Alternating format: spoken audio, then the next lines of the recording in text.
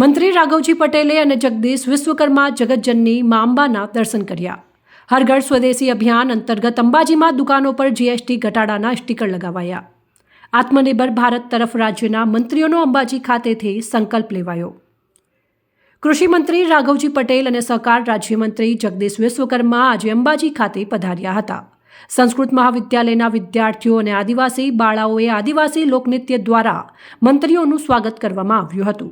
બંને મંત્રીઓએ જગતજનની મા અંબાના પાવન દર્શન કરીને મા અંબાના ચરણોમાં માથું ઝુકાવ્યું હતું. બંને મહાનુભાવોએ અંબાજી મંદિર ખાતે વિધિવિધાનપૂર્વક પૂજન અર્ચન કરીને આશીર્વાદ મેળવ્યા હતા.